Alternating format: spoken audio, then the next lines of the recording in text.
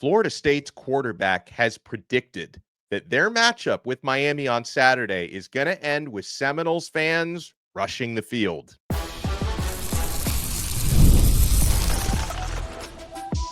You are Locked On Canes, your daily podcast on the Miami Hurricanes, part of the Locked On Podcast Network, your team every day. I am Alex Donno, University of Miami alumnus, co-host of Locked On ACC and host of Postgame on the Hurricanes radio network. And thank you so much to the everydayers for making Locked On Canes your first listen. We're available free wherever you get your podcasts. We're free on YouTube. We're part of the Locked On Podcast Network, your team every day. Today's episode is brought to you by FanDuel. Right now, new customers can bet just $5. And if your bet wins, you'll get $300 in bonus bets to use across the app. Download the FanDuel app today. We are right in the middle of my favorite week of the year. Rivalry week, hate week. Miami Hurricanes and Florida State Seminoles are going to go head-to-head this Saturday night, 7:30 p.m. at Doak Campbell Stadium in Tallahassee. I cannot wait. And on this loaded episode, we'll talk about what we know, what we think, and what we suspect about Miami's injury situation heading into this game. Even on the Florida State side, someone told me an encouraging injury update for them, not so encouraging for Miami. We'll talk about that. We'll talk about Miami's keys to go into Tallahassee, get the dub, which would mean winning the state of Florida for the second straight year, if you can get that done, and starting off your ACC schedule at 1-0 with a statement win on the road. But let's talk about the bold claims that have been made by Florida State starting quarterback Tommy Castellanos. Let me give him credit, though. He did a lot of talking before the Alabama game. Nick Saban is not there to save them. That got him criticized a lot by a lot of different people, myself included. But you know what? In that season opener, he backed it up. His teammates backed it up, and they started printing T-shirts in Tallahassee of Nick is not there to save you. And I got covering Tommy Castellanos at ACC Media Days back in July. I saw him do enough interviews where I got a sense of what makes him tick. He definitely talks quite a bit. I don't know if they've ever kind of tried to rein in the bulletin board material that he provides, but it's just kind of the way he carries himself. He doesn't do it in an antagonistic way. He's always smiling. I think he's just a genuinely really competitive, positive guy, like positive about his own team and his own abilities, and he doesn't really filter it. Like when I look at Miami players who really don't provide any bulletin board material whatsoever, it's like on the Miami side, they're programmed to not give the other team anything to latch on to. We're going to kill you with kindness. We're going to talk about how great the opponent is before the game. We're mostly going to talk about ourselves and how we're approaching things. That's just the business-like mentality that Miami brings to the table, and that comes from their head coach on down. It's just the way Miami's players are programmed. That's clearly not the way that Tommy Castellanos is programmed. So he was interviewed this week on ACC Network by Kelly Gramlich and Eric McLean, the Gramlich and McLean show. And he was talking about what playing in this Miami rivalry means to him, right? These are the games you live for, which I'm sure players on that feel that way on both sides. Miami players, Florida State players, whatever. But then he goes into this statement he makes. I've never been a part of 2 field rushes in one season. And then he and McLean both kind of start to chuckle because they realize what he was saying. Now, Gramlich didn't realize at first what he was saying because she jumped in and said, oh, yeah, because Florida State rushed the field and then Virginia rushed the field. And then Castellanos corrected her saying, no, I'm talking about the good side of it. And McLean agreed. He's like, hey, KG, come on, get with the program here. So Castellanos was saying, I mean, whether you take him completely literally or not, that he expects their game against third-ranked Miami, who comes to Tallahassee this weekend, to end with Florida State fans, as they did against Alabama and Tallahassee in the season opener, to rush the field at the end of it. So that's a bold claim by Castellanos. Now, I'm going to bring this up, and I'm sure there are obviously Miami fans listening to this. I'm sure there's Florida State fans listening to this as well.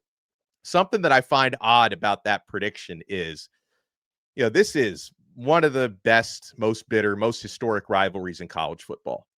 Miami and Florida State programs consider themselves to be peers, consider themselves to be equal, right? This is not like David versus Goliath, no matter how the teams are ranked. And they're both in the top 20 this year. Miami at number 3, Florida State at number 18. I never feel like this is the type of game where if either team wins at home, that the fans should be rushing the field. That's when David slays Goliath, is when you rush the field. Like, that's when, Syracuse beats a Clemson team that came into the season with all the hype in the world. I can even understand Florida State rushing the field against Alabama when they did, because that was week 1 against the top 10, top 8 Alabama, when Florida State was coming off of a 2-10 season. So I understand why Florida State would rush the field in that situation. In this situation, if you're number 18, and despite the fact that they just lost to Virginia, people aren't dogging Florida State for this game the way that they were dogging them for the Alabama game. The narrative before the Bama game was FSU does not have a chance in hell to win. That's not the narrative for this game. People would give Florida State a chance. Some people, they think it might be a close game. Some people think Florida State might win. I don't really, I guess Castellanos, who he used to play in Boston College, so maybe he still has that Boston College mentality. I just don't see this, and I give Florida State credit. Like, if Florida State wins this game, a good team beat a good team. Like, I don't feel the need to rush the field after that, but that's neither here nor there, I guess. Now, the other bold claim that Castellanos made, and I don't have any problem with this, because, again, he wants to speak confidence in his teammates. He said that the matchups are going to be level at the line of scrimmage. He thinks Florida State's offense and defensive line will cancel out Miami's offensive and defensive line. Good luck is what I would say to that. Now, Florida State, their offensive line and defensive line, I think, are going to have to play a lot better this week, going up against Rueben, Bain, and Akheem Mesidor. I think some of that is going to be Gus Malzahn is going to try to scheme them out of the game. Don't necessarily expect them to be drawing up too many 3rd and longs where Castellanos is making 5-step drops. That's a recipe for disaster. They're going to try to scheme Bain, especially, and Mesidor out of this game as much as they possibly can. But for the defensive line, that's a unit for FSU that really underperformed against Virginia. Now, you can say, hey, they were a lot better against Alabama. Is that the real Florida State, or is the Virginia game the real Florida State? I guess we'll find out on Saturday, but they gave up 211 rushing yards to UVA, who were down 3 starting offensive linemen. Yeah, I think Miami's physical offensive line up front, the name, CeCe Mauinoa, probably going to be a future first-round NFL draft pick next year. Inez Cooper is having a great year. Markel Bell has been a revelation. Samson Okunlola and Matt McCoy splitting duties at left guard. James Brockermeyer, just please keep those snaps under control this week is all I ask. But outside of that, last couple weeks against Florida, Brockermeyer has been really good. I think Miami's offensive line, I would say. Now, Daryl Jackson, we know him in Miami, former Miami Hurricane from a few years ago, on Florida State's defensive line at DT. Their most dangerous defensive lineman. But I would conservatively give an edge on both lines of scrimmage to Miami. But if Castellanos thinks they're level, I get it. What's he supposed to say? Is he supposed to say, you know what? I think we're going to get creamed at the line of scrimmage. Good luck. I'll say a couple of prayers. Like, he's going to prop up his teammates, of course. But I think he's wrong about that they're level at the line of scrimmage. And I hope he's wrong about his prediction that Florida State fans are going to be rushing the field after 60 minutes of game time in Tally. We'll talk on the other side about what Carson Beck had to say leading into this matchup. Spoiler alert, no bulletin board material to be found in that one. I'm going to answer questions from you guys in the Locked On Canes Insiders chat. Click the link in the show description below if you want to try it free for 14 days. A lot of questions on keys to the game. I feel very strongly about Miami's keys to victory, so you want to keep it locked right here. We're only getting started on this brand new episode of Locked On Canes.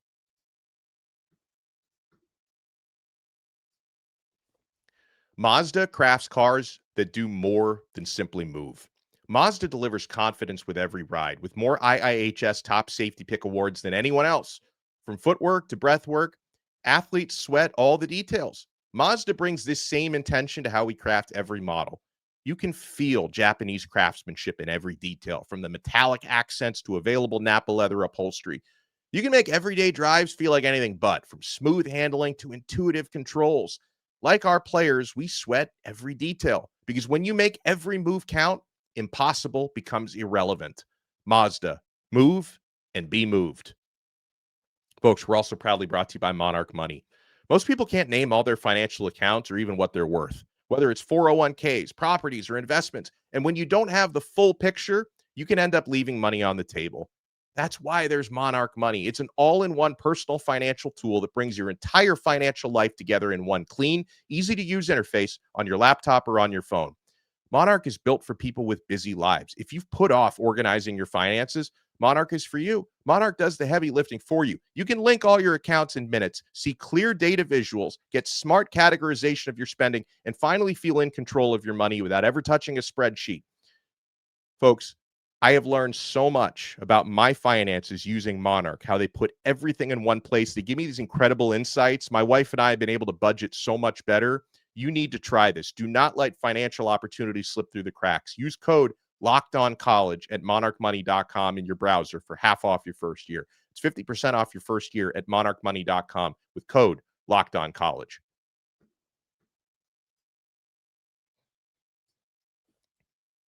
Thank you for making Locked On Canes your first listen. For your next listen, make sure you check out Locked On ACC. Kenton Gibbs from Locked On Wolfpack and I host that show. In our next episode coming up later on Wednesday, we're going to have our updated ACC power rankings. We'll see, where teams that lost surprising games over the weekend, how far they fell. We'll talk about that on an episode of Locked On ACC, available free wherever you get your pods and available free on YouTube. All right, so Carson Beck, who spoke to reporters in Coral Gables yesterday, mentioned that his focus on the bye week, because somebody asked him a question like, hey, do you do like a fishing trip or something? Do you unwind during the bye week? And Beck stated quite simply, no relaxing, work. It's all that I do. It's work, kind of getting a jump on your Florida State preparation, because Miami had the extra week where Florida State had to think about Virginia. Didn't work out so well for them. Miami could think about Florida State for that entire time. He says it's always about football, he said, when talking about how do you handle the road environment. He mentioned, hey, their fans aren't on the field, so don't let it affect you. And if you guys saw the conversation we had with former Miami quarterback Malik Rozier yesterday, that was in our bonus late afternoon episode. So if you haven't seen it, go check it out. But, Malik, who he won a big game in Tallahassee, hostile environment back in 2017, he told me that the entire team, especially his offensive teammates, really need to lean on Carson Beck for this, because he, in his, 5 previous collegiate seasons, has played in the SEC in so many big-time road environments. He's played in Tuscaloosa. He's played in Austin, Texas. Like, he's been part of these big games on the road. So they need to take their cues from him, and he needs to keep everybody calm. And, of course, you're going to have to work on your communication, because it can be hard to hear your quarterback in the huddle when you're hearing that war chant just blasting in your ear for several hours. So Carson Beck is going to have to set the tone there. Now, the big mystery for the past several weeks has been JoJo Trader, Jordan Lyle. Are these guys ever going to play again? Got banged up a little bit in the Notre Dame game. Haven't seen him since. Mario Cristobal, again, strongly hinted in his press availability on Monday morning and Monday afternoon that, for real this time, like for real, Jordan Lyle and JoJo Trader are ready to go. I don't necessarily think either will start, based on the fact that Miami's got a rhythm with their offensive starters over the past few weeks. But if we can get Lyle into a rotation, and folks, so much of Miami's success on Saturday will be defined with how well and how much they can run the football, and whether they can wear down Florida State's defensive front the way they were able to wear down Florida's, they were able to wear down Notre Dame's and USF's. So if you can add another big-time player into that backfield, as we know, Mark Fletcher is a load, 225. Marty Brown, 220. Load. Miami runs that tush-push play where they just lean on you. Jordan Lyle, of course, more of a home run hitter, but he's also pretty big and pretty powerful at 205 pounds. So if Miami can get Lyle into that running rotation, it's going to be big for them. JoJo Trader, I've said it before, I'll say it again. When I watch that dude practice, at times he is the best wide receiver on the team. And that goes in spite of the fact that Miami has CJ Daniels, who's played really well, and Malachi Toney, who's been one of the best stories in college football, one of the top 10 true freshmen in America, according to ESPN. JoJo Trader, when healthy, can be the best of that group. And we barely even seen him to this point. So you have to wonder about, their status. But Cristobal hinted that these guys are good to go for real this time. And Carson Beck did say, this was Tuesday, he said this, they were in practice today making plays. Just a matter of the game plan and how it happens in games, he said, in terms of getting these guys involved. So not a whole lot of bulletin board material and what Carson Beck had to say. He didn't say like, hey, Bobby Bowden isn't there to save them or anything like that. Like, he's keeping it focused on Miami, and he was very complimentary of Florida State, as you would expect from Miami's signal caller. All right, let's get this question from Hurricane Keys, who says, hey, it's the best week of the year. I want to know what your 3 keys to a Miami victory are at Doak. All right, so I'll give you 3. I could probably give you more than 3 if I really wanted to, but it's a long week still.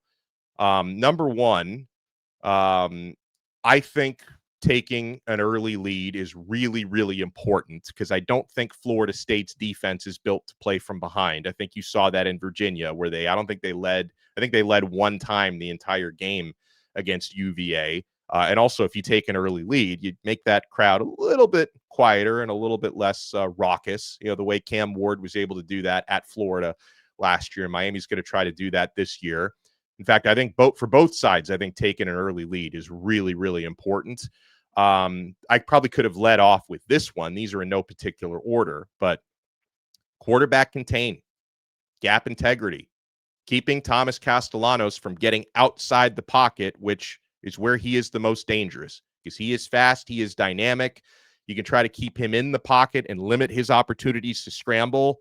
It's going to be a good sign for Miami. And on that note, try to win first and second down, force them to third and longs because that would give an opportunity for Bain and Mesidor and Armando Blunt and Marquise Lightfoot, who are all playing really well this season, to be able to get to Castellanos, either sack him, hit him, force him to make mistakes.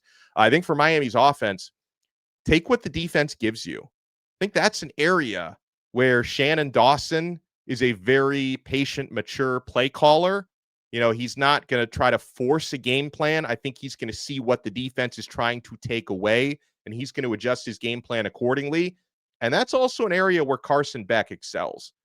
Carson, something I like about him is he's not out there playing for his stat line. He's out there playing for victories. And it's probably because he's been in college football for so long. If the underneath stuff is all that's there for you, take the check down, take the yardage. If you have to put together a 13-play drive rather than a 6-play drive, you take what the defense gives to you. And Miami's going to have some opportunities because I could see a scenario, where Florida State probably keeps their box pretty heavy to try to avoid Fletcher and Brown from really getting off in the running game. Maybe you'll have some one-on-one matchups with your receivers versus their DBs, or, Florida State might keep their safeties high to keep the deep stuff away so you can dink and dunk a little bit if you have to. Take what the defense gives you, I think, is the most important thing, because if you try to force your game plan on them, that can lead you to failure. And I don't think Shannon Dawson or Carson Beck is going to be doing that. So really good question. From John in Tampa, we get his keys to the game. He says, for me, the keys to the game are: on defense, do not fall for the eye candy. Maintain gap integrity, execute assignments. John, I couldn't agree more. Says on offense, play a ball controlling game, time of possession, which we should win handily. Also, we need to win the turnover battle, he says. If we can do those things, I cannot see us coming out without the win. Just my opinion. The turnover thing is big because I said it yesterday when Kelvin Harris was on with Bruce and I. The most likely path to defeat for Miami, the most likely way Miami loses this game, is losing the turnover margin and self-destructing. Now, you say self-destructing, although, listen, turnovers, somebody's got to force the turnover. So if Florida State forces 3-4 turnovers, I can't say that's all on Miami. But taking care of the football is paramount because, again, when you're in a game, no matter what Tommy Castellanos thinks about it, I strongly feel Miami has the advantage in the trenches. Big bodies moving smaller bodies, stronger bodies moving weaker bodies. I think Miami has every reason, if they can play their game, If they can control the tempo of this game, Miami should be able to come away victorious because I think they have the personnel up front to do that. But if FSU is able to create havoc, and part of havoc comes with takeaways, forcing turnovers, then that can very much take Miami's advantages away. So we need the interceptions at a minimum. Do not fumble in this game. You know, Virginia and Florida State each had 3 turnovers apiece in that crazy game in Charlottesville. If Miami can play a clean game, I think they can come away victorious in this one. Dat Dude 239 asks, hey, would you consider this team to be a young or old group, or is it a perfect mix? I wouldn't use the word perfect unless we're talking about the 2001 team, because you always strive to perfection. You never really get there. I think it's a really good mix, though, if you talk about old versus young. You know, you've got a 6-year senior starting quarterback whose experience, and Carson Beck plays a big part in what he does out there. But you have, you know, some younger running backs. I mean, Mark Fletcher is a true junior, but Marty Brown is a sophomore doing big things. Jordan Lyle, if he's back in the rotation, hopefully he's a sophomore. The receiver core, I mean, you got the perfect mix, you know. CJ Daniels is a 6-year senior. Your other best receiver so far is Malachi Toney, a true freshman. And another true freshman, Josh Moore, has made some plays so far this year. You know, defensively, I talked about Miami's pass rush. I mean, Rueben, Bain, experienced 3rd-year guy. Akheem Mesidor, I think, is a 5th-year guy, maybe even a 6th-year guy, 5th or 6th year. But you also have Marquise Lightfoot as a 2nd-year guy and Armando Blunt playing well.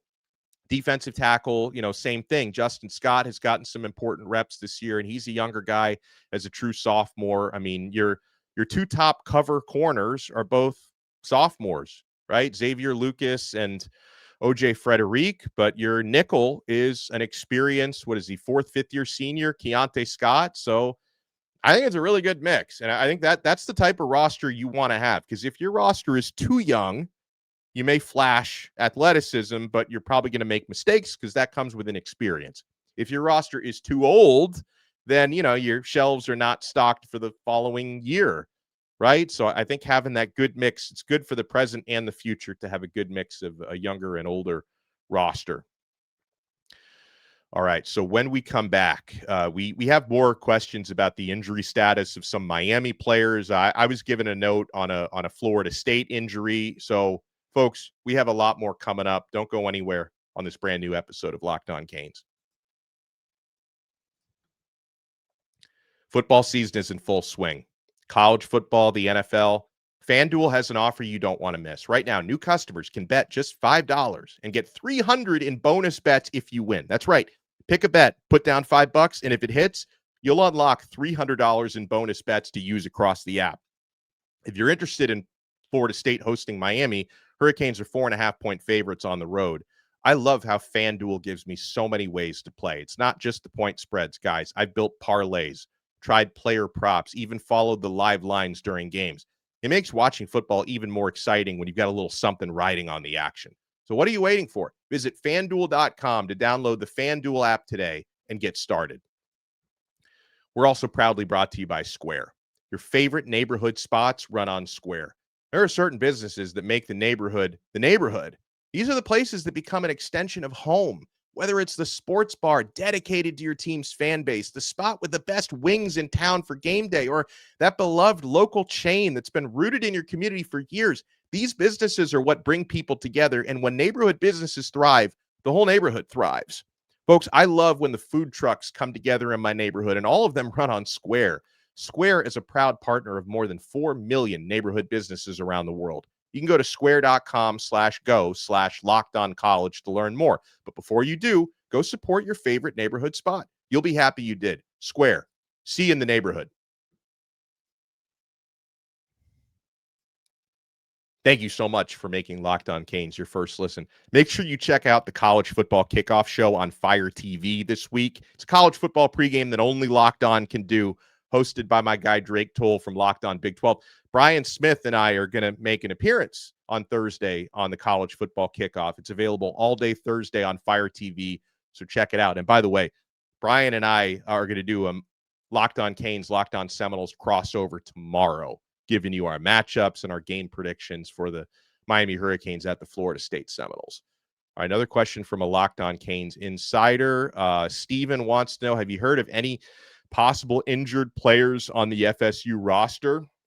Thing is, and both of these coaches, Mario and Norvell, they do not mess around when it comes to keeping injuries as secretive as possible. Norvell does, similar tactics to Cristobal, and I'm fine with it. Like, don't tip off your opponents if you don't have to.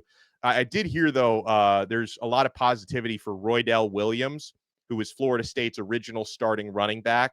I think he's officially listed as questionable for this game, but I've heard a lot of positivity that he's going to be not only back, but possibly starting this game. So keep your eye out there. Hopefully, if you get a Roydell Williams back for Florida State, you get a Jordan Lyle back for Miami, and we can, as Castellanos would say, we can level that one out a little bit. We also got a question about Jeff, about the pancake honcho, Samson Okunlola, who, looked like at one point he left the field against Florida. I think he's fine. As far as I know, Okunlola is good to go. And he's been an important part of this offensive line. It's funny because I don't think he started a game yet, but he's actually getting more snaps at left guard than Matthew McCoy is. And both have played really well. But Okunlola has actually gotten more snaps in games. And I think he still is, at least through 3 games, he was the highest graded offensive lineman on Miami in terms of pass protection. So Okunlola is doing really well, and I think he's good to go for this week. But again, we'll find out on Saturday because we don't always know until we know. We get this question from, Joey Kane says, with little Tommy calling for another field rush this game, does our team go straight to the locker room after this dub, or do we stay on the field and take in all the Seminole tears? Well, I mean, I see what you're trying to do there, Joey, I think, but I don't think they'd rush the field if Miami wins. I don't think that's how that works. I think the field rushing would only happen if Florida State wins, but hey, if they want to rush the field after a loss, I mean, that'd be kind of an embarrassing look. Well, we get this question from 239 Rick, who says, hey, what recruiting targets are we expecting to be at the game? Well, I mean, it's Florida State's visitors. So I haven't, when it's Miami's recruiting targets, I usually am able to see like a list of it. I don't think the Florida State athletic department is going to go out of their way to let me know who's at the game. But it's Miami versus Florida State. So I'm sure there are going to be some players that both programs are recruiting, but these are players officially or unofficially visiting Florida State. So I guess the hope would be, you remember when Miami went to Florida last year and they, beat Florida's brains in 41-17. And then Miami players went up to the Gators recruiting section and they were telling them, you don't want to go there. You want to come here. So, I mean, I would love to see something like that happen, but I don't have their list of recruits right now. We get this one from ND Hater 85, who says, do you think Rueben Bain's incredible start to the season will hurt Akheem Mesidor's draft status? No, I think they both help each other's draft status. I feel strong, unless like NFL scouts, they do not get deterred by the thinking of, hey, we forgot about Akheem Mesidor because he plays with Rueben Bain. We totally forgot about this guy. Like, fans do that. NFL scouts don't. Like, NFL scouts see what Akheem Mesidor is doing. And, we talked to Dalton Wasserman from Pro Football Focus last week, and I can't exactly remember what his draft grade was for Mesidor at this time, but I think he did say first or second day possibility, whereas, Mesidor, if he had left after last year, would have been day 3 to probably undrafted. So Mesidor, I think, made a great decision coming back for another year. And believe me, NFL scouts, if Rueben Bain gets taken off the board very early, possibly number 1 overall, that doesn't mean they're not going to be looking at Akheem Mesidor. And I think both of them, they help each other's draft stock because, you can only double team Rueben so much with Akheem on the other side. And Akheem gets a lot less attention thanks to Bain than he would if he played on almost any other team. So I think both of these guys make each other better, and they're both improving their own and also each other's draft stock. And no, I think Akheem Mesidor, I would hope he gets drafted where he deserves to be drafted. I think that's going to be pretty high, potentially round 1, round 2 or 3 at the worst. So great question, but I don't think Bain's success is going to hurt Mesidor's draft stock at all. All right, we appreciate everybody making Locked On Canes your first listen. We'll have a lot more content the next couple days, the next few days before Miami at Florida State. Crossover episode with Locked On Seminoles tomorrow. But for the Locked On Canes everydayers, make sure to smash the like button, subscribe on Apple Podcasts, Spotify, YouTube, wherever you get your pods. And we'll talk to you next time on another episode of Locked On Canes. We are part of the awesome Locked On Podcast Network, your team every day.